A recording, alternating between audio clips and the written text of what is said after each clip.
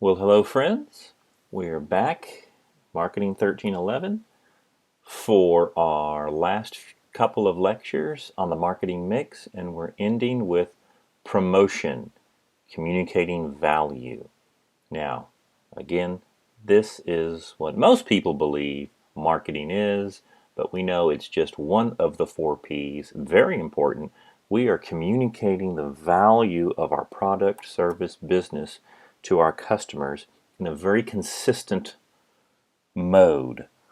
Promotion, communicating value, our propositions to our target market. Again, we don't want to throw a ton of different advertisements, social media, whatever it is. We don't want to throw a ton of different ideas to our target market. It must be strategically blended into integrated platforms. It's a crucial element, all right, because we're now engaging our customers to build those relationships. We've got our product or service, we've determined the target market, determined our price, where we're going to distribute that product or service. Now we have to communicate and build a relationship. So absolutely, very important. Promotion has three major goals: inform, persuade, remind. Now, if you've taken a speech course ever, and you'll have to in your degree, what are the two major speeches that you must complete? Right, the informative speech and the persuasive speech. Is that just because we thought those two topics were cool to speak about? Friends, that's what we use in our everyday lives. We are informing our publics. We're informing other people about ourselves. We've got to create awareness about that product or service. Okay? We've got to persuade. All right? Yes, I'm informing you and I'm telling you why you need my product or service. Okay? And I'm trying to complete you to action. And of course, the remind is, do we forget? Oh, we forget very quickly. Remember, the literacy rate in the United States is about a 7th grade reading level. So we have so much coming at us all the time that we have to be reminded. We have to create that customer relationship for repeat purchases, because we know repeat purchases is what grows the business. I cannot have a customer come in one time, buy my product, use my service, and never see them again. Unless you're selling, a Lamborghini, which that's probably not the case in most businesses. We need repeat business, and so does the Lamborghini dealer. The strategies here in our promotion: yes, always trying to attract new customers, building that brand, building the recognition. That's why it has to be strategic and consistent. Increasing online followers, all right, increasing our likes, positioning our product. Usage among existing customers, increase that. Create sales lead. Lots of very strategic objectives for our promotional plan and strategy. Well, you have a marketing mix. Okay, let's count that down. We have the product. We have the place where we're going to distribute that product or service. We have the price. All right. We have the promotion. That's what we're in. We also have that person, okay? That is the people, that is you. We are always representing the product. Well, there's 5 elements of the promotional mix. So, this is your new career, congratulations. Or you are helping our great friend Sophia in her food truck, that's our marketing plan case. Or you're doing your own personal case for your own business, great. You can advertise, you have public relations, you have the direct digital marketing, all right? You have personal selling, and of course there's also the sales promotion. Those are the 5 elements in your toolbox that you have to use, that you are able to use. We also need to find a structure, a platform to deliver that promotional mix and make it very, very efficient. So we're going to look at that as well. Okay, let's go back in time. The old communication model. That was mass marketing. Hey, for decades, if you were in this industry, you had 3 pretty much basic medias to advertise. And that is TV, radio, and print. We could just blow that message out there and hit it so hard, and hope people would certainly come in. There was really never a way to connect with just that individual right there, right there, right there, right there. It was very difficult. We just had to, unless you're in the personal sales, but this is advertising, so could reach millions of potential customers. Now, it is expensive, like that Super Bowl advertisement that we've talked about earlier in the semester. That first 30-second ad on the Super Bowl may have topped $8 million this year, and that's a ton of money. But if that ad reached, let's say, 100 million population that saw it, then all of a sudden you say, well, that ad probably wasn't too much because, of the reach it had. I'm going to go ahead and try to look at it. That would be 8 cents a customer. I just pulled out my calculator. 8 cents a customer to reach with that ad. And so all of a sudden you say, hey, that's a pretty good return on your advertisement. Now we've got to come in and buy that product as well. But we have so much newer communication model, and this is what you'll be working with in your careers. This is what you work with in your business. And again, great careers are being developed. So again, that social media, that brand manager. We have the advancements in technology. We have consumers changing, and of course, changing marketing strategies. So let's look at that.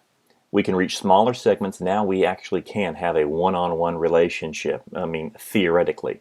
And again, we do that with the algorithms and the bots that are out there that continually send you texts and emails every day about what you might like based on what others like because you fit in that algorithm and, of course, what you've purchased before.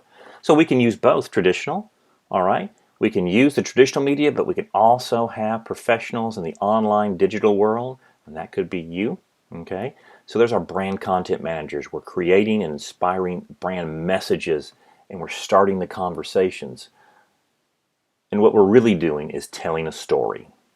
And when you tell a story, you want to make sure it's one everyone can understand and everyone would really like. What stories are we telling? What narratives do we have, my friends?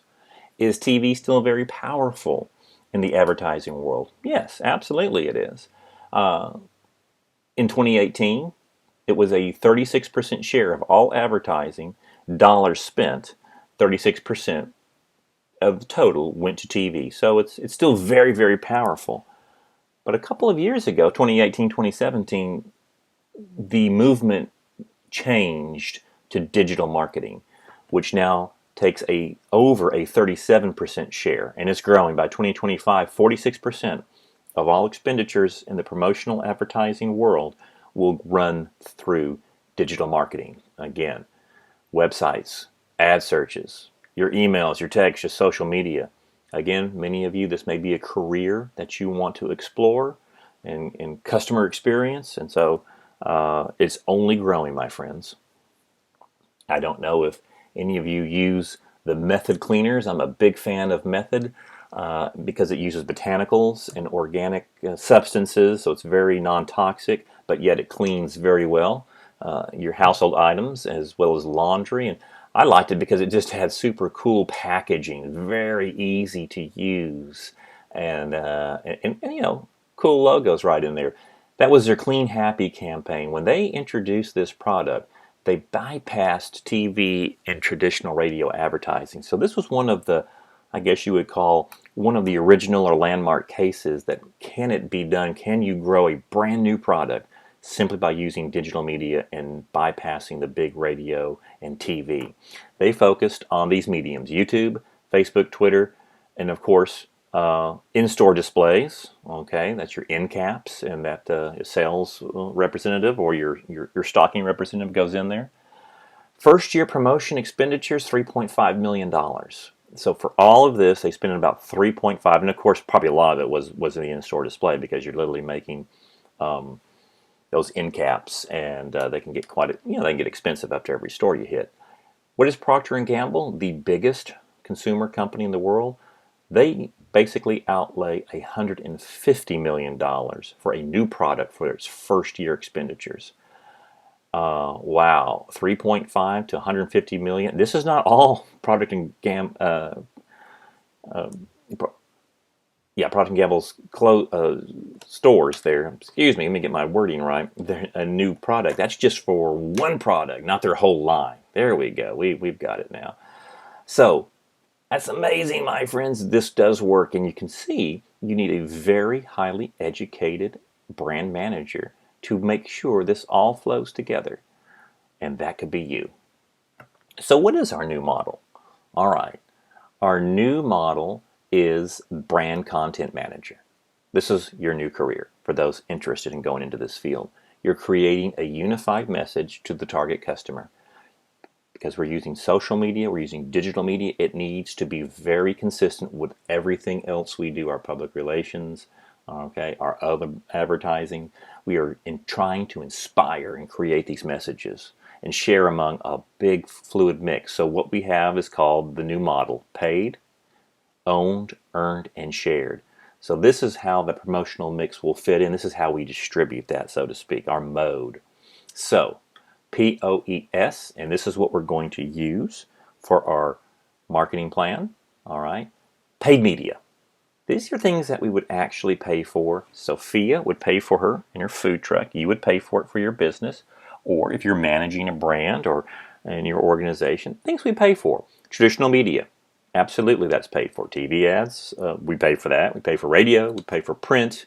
All right, we may also pay for mail outs, absolutely. Billboards, things that are paid in the traditional media world. What about the digital media? Well, paid search ads. Those Google search ads are what makes Google so wealthy. We hit that, okay, so we could certainly pay for that. We want to make sure that when someone Googles our name, that we are first in line, or certainly some of the first that get up there, and that's how that really helps. You can also pay for your Facebook ads, your Twitter ads, your Instagram ads, mobile ads, email campaigns. Again, this is what we're paying for directly for every time we would use that service. Okay, so that's where those would fit in. Do we own anything? Of course you do. Promotional channels that are owned, and I like to say controlled by the organization. All right, you have your website. If I haven't said it before, I'll say it again. Have you thought of that cool name for your business? It doesn't matter if that business is going to start next year or 5 years from now. You need to lock up that domain name as fast as you can. So, again, for less than $50 for 2 years, or right about that amount, I think it's important to lock up that intellectual property that you have of your name. And if you have to trademark it, if it's that great, look into those ideas. So our websites, our blogs, it's a great way to increase your search engine optimization right there. What are you blogging about from your business? Okay, your social media pages, again, have you secured those names for your business idea? So we own that. We own special events. You could also say we own our sales force. That's a little picture of a sales force down there. You pay them. They are on company payroll, and you have control. All right. So we'll put our sales right in here. Anything you have direct control over should fall under your own media. So we have paid, owned. We have 2 more channels that we can utilize. We have the earned media. Yes, this is the public relations. These are your media channels.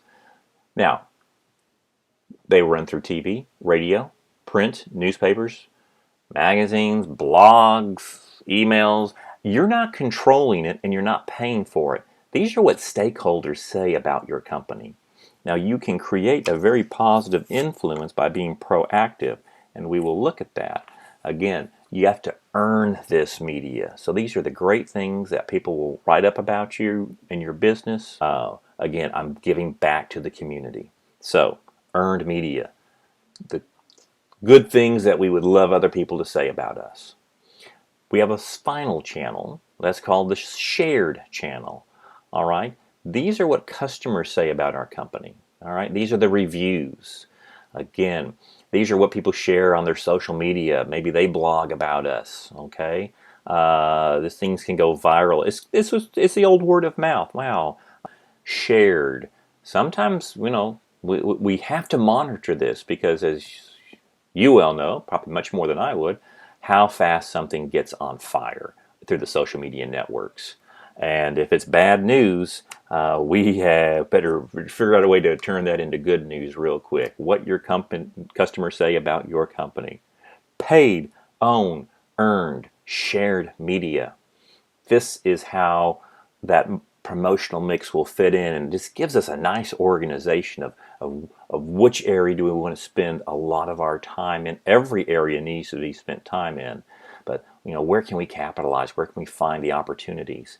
According to the great late J. Conrad Levinson, author of Guerrilla Marketing, it takes about 8 touches to purchase a new idea, or even a new idea to catch on, or a new product or service. So one touch could easily be, wow, I got an Instagram ad that I looked at. Okay, I saw it. A friend told me about it. Okay, I'm getting some text and emails about it. Maybe I've actually even touched the product in an in-store display. I've done a sample. Somewhere around 8 for you to finally say, you know what, I think I want to purchase that. So keep that in mind. This is a game of numbers. You have to work very hard. And for anyone who has been in the professional sales force, in the business-to-business sales force, I could tell you many more stories than I could of how difficult it is to get that first customer. And again, our goal is to keep that customer for life. So let's look at some of the nature of the tools of promotion. Let's go ahead and count it down again start with advertising. All right. What we're doing right there, getting that megaphone, and we're just blowing the message out. There's many who will listen to it, and even if they don't or somehow hear it, that is, we can reach masses of buyers at low cost exposure. Even though those 100 million people who watched that ad during the Super Bowl, the very first one, let's say, they may not have been paying great attention, but it got in their mind somehow. It did auditory or visually imprint in their brain. So it is low cost exposure. We just figured it out. It was 8 cents a person.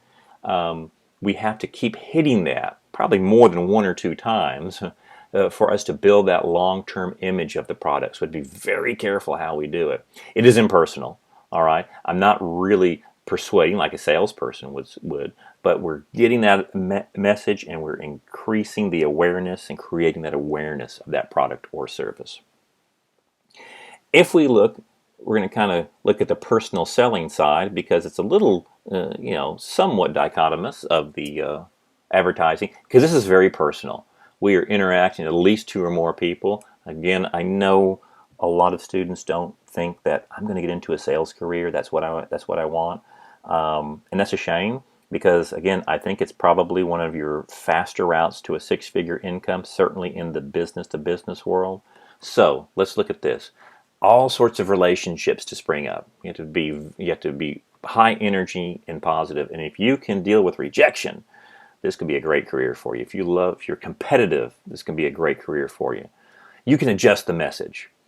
That's what is so amazing and important about personal selling, and we'll take this into another degree in our next video. But let's just say she just got a text that, hey, we were undercut by our competition for this bidding process that we're going through by 5%. So amp up the service that we're going to provide. Tell them why. Now persuade them why our price point may be a little higher, but you're going to get so much more out of that, versus going in blind and not having any idea. It is expensive when we look at the tool, because it's industry standards basically say in the business-to-business world, it's at least $600 for every sales proposal that a salesperson makes. And that number depends on what industry we're looking at. It could be higher, maybe a little lower. But when we look at that, that means I may make 20 sales proposals, okay? And will all 20 buy my product? Wouldn't that just be great? No, maybe one buys it. But the one company that buys the product pays for everything else, pays for your $600 when you look at salary, expenses, etc., etc. When you aggregate that money, it is the most expensive form of the promotional tool, because it's the most interactive, it's the most relationship building, and it's the most adjustable type of message that we have in the promotional mix, makes it the most expensive. Sales promotion. This is also obviously a way to promote our product. What we're trying to do here is quick incentives, all right? Purchase today. It's a very short-lived effect.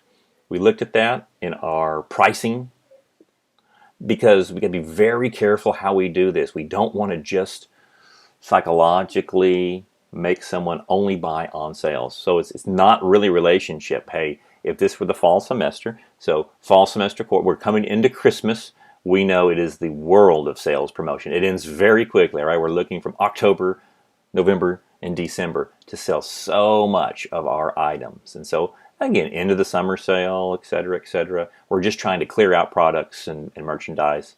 And again, trying to create quick demand. Come today and you get 20% off my lawn service on Tuesday for trying to get new customers. You know. Public relations, this is a career that many of you may like. This is a little different because we're not trying to increase sales. I mean, that's not the motive here. We are trying to manage damage control, manage perceptions, make ourselves to have good business practices so our earned relationships come up. That means we earn that media. And again, we're managing the stakeholders there. So that's what we look in the public relations world. Again, we're going to delineate each one of these in these two videos. Digital and direct marketing. All right, very targeted, very interactive, immediate, and personalized. As we look at promotion, technically, traditionally, these are the two modalities, so to speak. The push-pull strategy. And we might look at it from the producer standpoint. Okay, they're working directly, instead of working with the customer or appealing directly to the customer, we're appealing to our retailers and our wholesalers in the traditional world. Okay, that is personal selling. I'm going right to my retailers and say, hey, I'll give you trade promotions. Whoever sells the most, we may give you a little extra money too. We're going to provide you with those, again, end caps for in-store displays, other things that we have. The retailer, in turn, pushes it right down to the consumer, okay? That is, we're personal selling, we're advertising, we're doing the sales promotion as well as those consumers come in. So it's a sort of pushing down the chain, so to speak. Now, the producer can say, I'm going to go right to the consumer and try to pull the demand through, all right? That means we have coupons, so our sales promotion is right at the consumer and they'll pull it through the stores. And so is there one way only? No, we use both of these. Again, philosophical ways. How am I going to get that information to the customer? Can I push it to the retailers and let the retailers and wholesalers, again, get it to the consumer? Can I go right to the consumer and pull them in? The push-pull strategy. Might want to think about that on an exam. Well, our advertising objectives. Informative. Okay, we talked on our products, the high dynamic range television. Okay, that is going to be interesting because they're so expensive right now. We've got to communicate that value to the product. We got to create awareness of it. We have to build the brand and company image and explain how that product works. This may be a little tougher sell because many of us are very happy with our TVs that we have right now that do very well. I mean, do I need the billion colors? Is the price point just, I can't take that $8,000 for the 65-inch? Again, maybe when it comes down to the $1,000 mark, okay, I can now see the value. I can now, know how it works a little bit better. So you may have some tough sledding on this for the mass market. We have inform. Remember, this is persuasion. I can't leave it off with, I think you would like this. You have to say different worlds in the selling world. Do you want to grow your business? You need to advertise and come with me. You need my product. So persuasive advertising. I'm trying to get you to purchase. I'm trying to get that engagement. I may have to ask you to switch your brand. All right. And this is interesting. If you go back and look at the comparative and attack advertising, which is basically the sole use of politics anymore, and as you're voting for a candidate, we just attack the hell out of the opponent. So do we do that in the consumer world? Well, Coke versus Pepsi for so long. Hey, Samsung tried to come out with their tablet, and they tried to basically attack the Apple iPad. And as an Apple user, personally, that just made me more happy to be an Apple user. Hey, Samsung's attacking me. I know I've got a really good product. Same way in their phones as well. But careful here is when you use this type of comparative attack, you may be advertising for your competition, because generally we talk about the Apple phone for the first 20 seconds of that 30-second ad, and then we're saying you need to buy Samsung. Well, all I remember was the Apple because you lost my attention. So interesting. If this is a career for you, it can work, but it also could kind of backfire a little bit.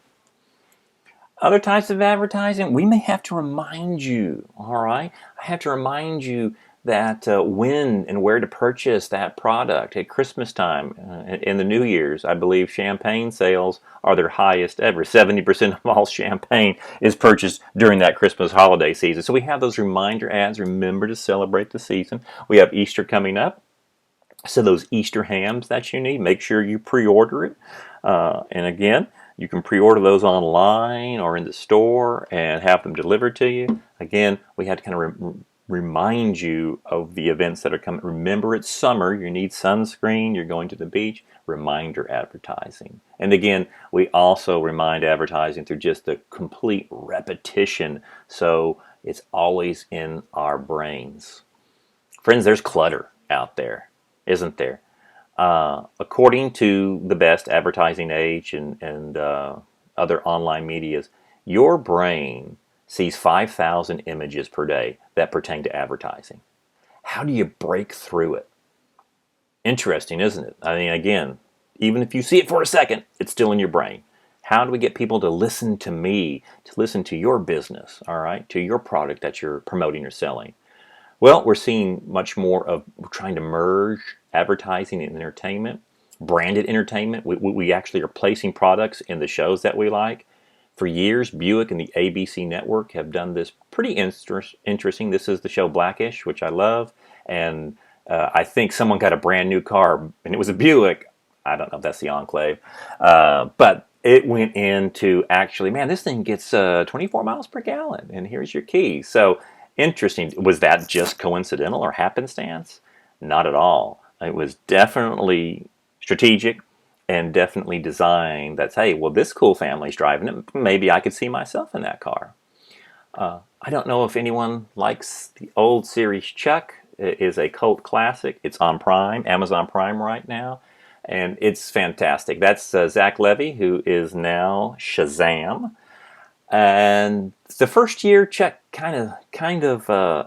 he did okay. He was in the middle of the road, and it was very close to being canceled. Subway came in and said, you know what? We're going to do something interesting, because Subway directors and CEO, I guess, loved the show.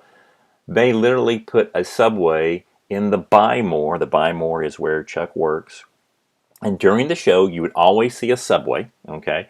And then if someone was going to eat, they'd say, you know what? I'm going to have that Subway chicken teriyaki today with Italian bread. Very interesting, but they literally underwrote the show for many years until it ended. So if you have never seen Chuck, I think you'll like it. It's pretty cool, but that's exactly how we're trying to break through that clutter. Modern Family. This is the last year of Modern Family. Apple has been a huge promoter of Modern Family. You can always see their products.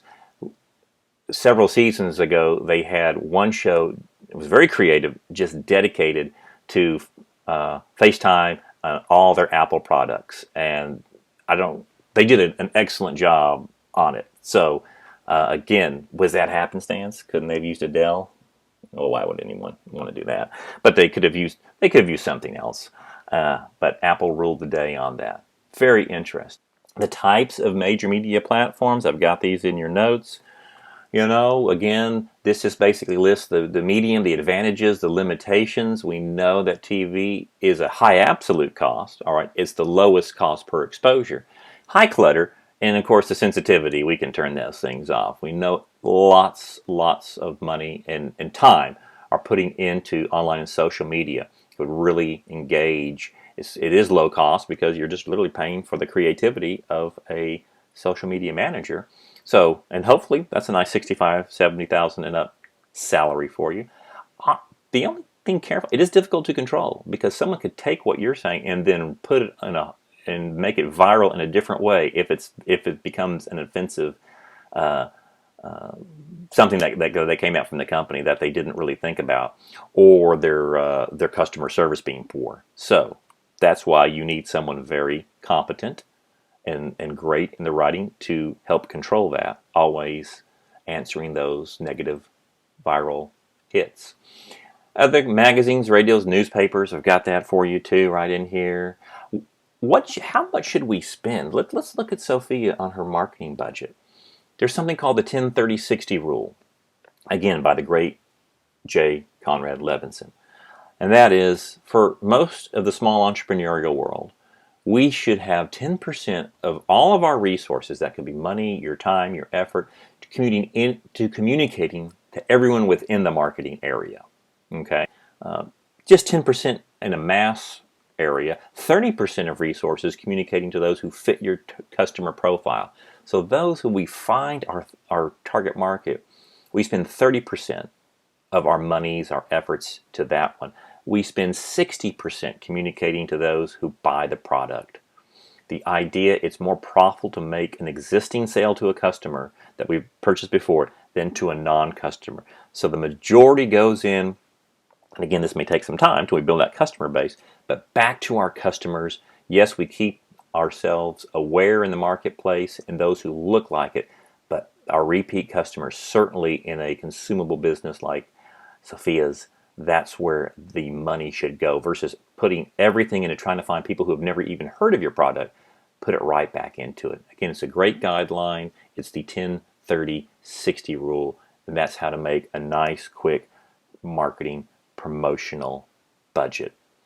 We're going to stop that lecture right here. I'm going to go into a little more in depth into the public relations, the personal selling, and the sales promotion world in our next video that should finish our marketing mix. You guys make it a great day.